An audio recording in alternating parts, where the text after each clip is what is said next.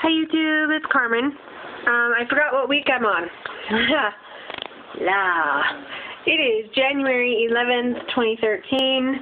I had an appointment today for my 3-month post-gastric bypass visit. And I have spectacular news. I am 173 pounds, which puts my BMI at 29.7, which is no longer obese. I never thought I'd be so happy to be overweight. Right? Hooray! 110 pounds lost. I'm doing okay, I guess. What else? Oh, I have an ulcer in my pouch, so I was given medication for it. Let me see what it's called. It's called Carafate, and I take this 4 times a day with meals.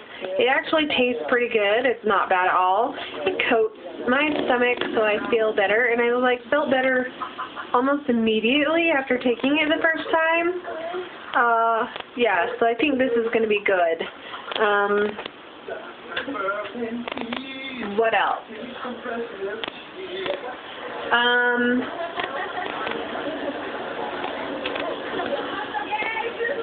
They gave me a prescription for B12 shot. Went to get the prescription filled, and my pharmacy doesn't carry the B12 because she gave me a prescription for a vial of it, so I could do the shots myself, a whole year supply. But they didn't have it, so now I have to find someplace that carries the vials of B12 for me. And I know B12 is on back order everywhere right now, but I need it. That's really annoying.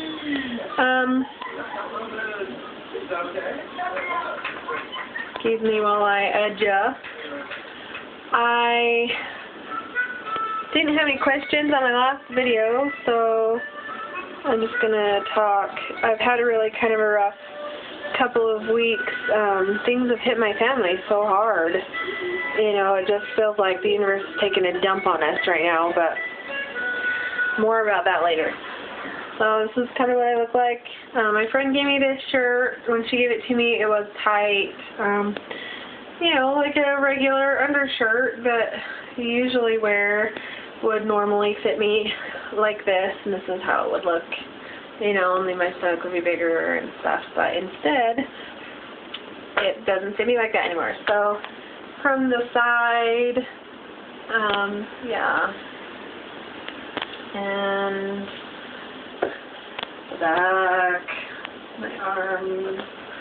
I don't know if you could see, if I go like this, look, there is a space right here. If I didn't have so much extra skin between my legs, if I didn't have so much extra skin between my legs, you could see all the way through. I don't know if you can see with the way that my phone is positioned, but my legs are almost shoulder width apart. Now they're shoulder width apart, and I've got a gap. See? Gap! Yay! Okay, sorry, it's cold. It has been snowing since yesterday. It's not stopping, and we already had a lot of snow outside, so now it's just getting more. And I'll show you. You've seen outside my house before. Look at this. Snow. And it's still coming down right now. Still snowing. I have so much. Sorry. Hand in the way for a minute. Okay. So, we've had so much happen between my son being diagnosed with ADHD and getting an ear infection on top of needing to have surgery for tubes in his ears, have the adenoids taken out. Justin ends up in the ER with an abscess that needs to be drained, money we don't have.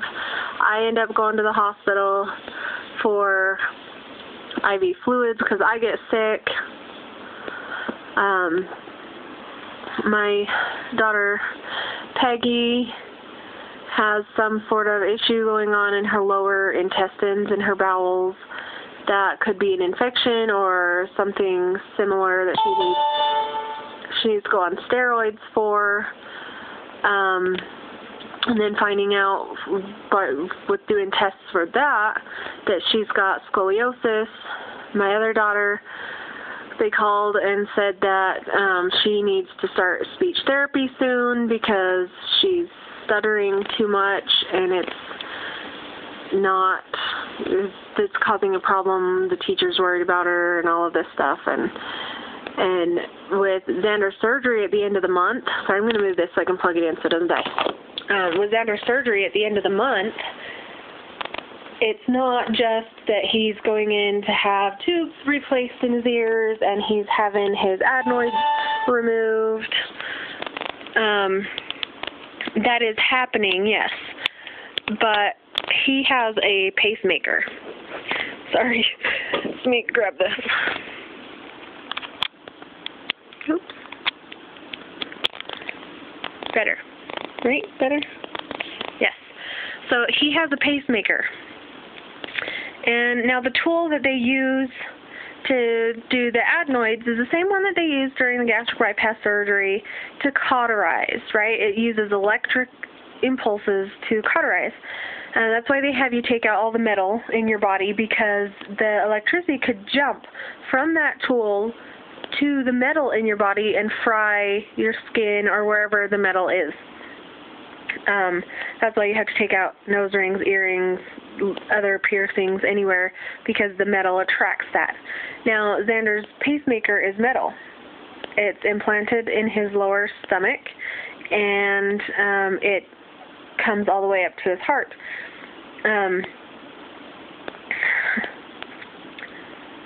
And the reason he has the pacemaker is because when he falls asleep, when he gets really relaxed, his heart stops beating. And so the pacemaker is there to keep his heart beating while he is relaxed and sleeping.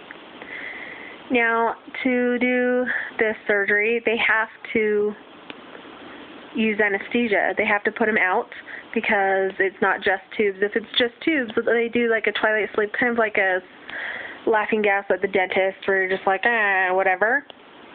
But because it's the adenoids too, they have to put him to sleep. And they also have to turn off the pacemaker so that it doesn't attract the impulses from the cauterizing tool. If they leave it on, they can fry his heart and his pacemaker, burn parts of his insides.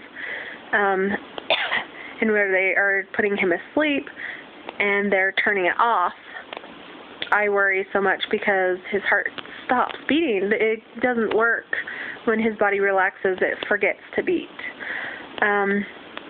So it's kind of a dangerous surgery, more so than just a regular kid, and I am having a really hard time.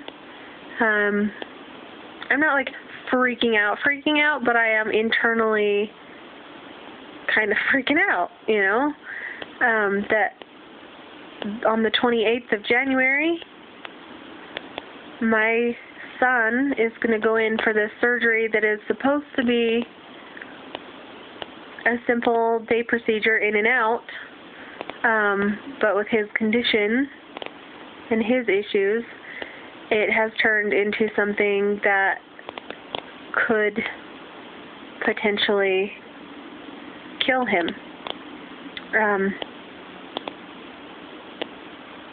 And I'm not saying that, you know, they won't be able to bring him back, or, you know, there's always that what if they don't, or what if they can't bring him back if he does have an issue. But when he was a year old and he had his first open heart surgery, and when they do the surgeries, they leave little pacer wires in attached to the heart right after surgery, so the body doesn't have to work so hard, and it's an external pacemaker where they control it from the outside. It's just the wires that go in to keep the heart going right after surgery, and they usually take that out the day after surgery. And with him, I was there the entire time. I was there the whole time. And you can't hold your baby after open heart surgery with the pacer wires in. You can't hold them until the pacer wires are taken out, because if they get pulled on accidentally or, you know, moved, it can cause big problems. Well, I sat there when it was time for them to extubate him, take the breathing tubes out, and to pull his pacer wires out, and I watched my 1-year-old baby die twice. And I know he's bigger now, and his body is stronger now, but this pacemaker that is keeping him alive could also be the death of him because of this surgery. And I am having kind of a hard time with that, and that, of course, makes me crave carbohydrates.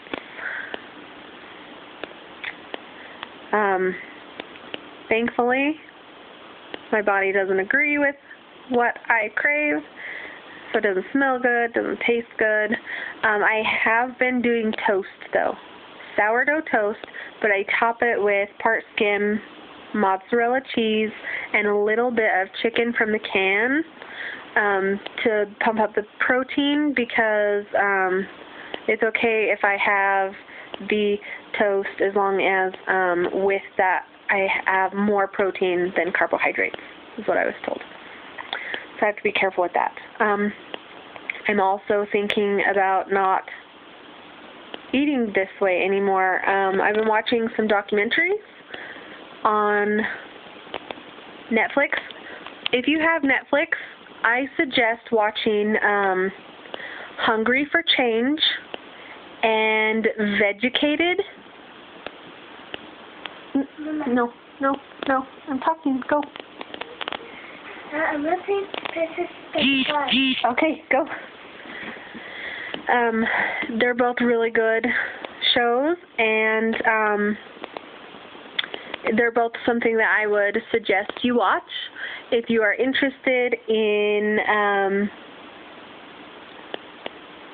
more nutrition for your body rather than just food-like substances. And I think with the gastric bypass especially, because we have made our bodies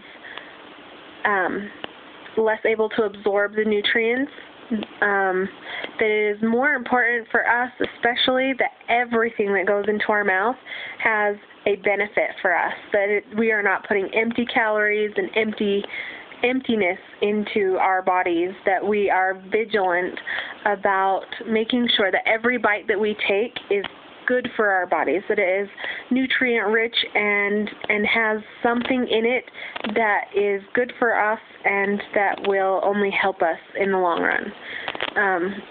So I think that, and those are the two that I've watched just today. So, and I've watched, The Fat, Sick, and Nearly Dead, and Forks Over Knives, and, all of these other documentaries on nutrition and food and stuff that I really like. But the two that I watched today that I would suggest are Hungry for Change and Vegucated. And they're both on Netflix. So, anyways, this is getting really long, and I have shared with you all a lot. Leave me a comment, ask questions, subscribe, like, follow me. Yeah. That's all I have to say for now. Live healthy, my friends. Survive the new year.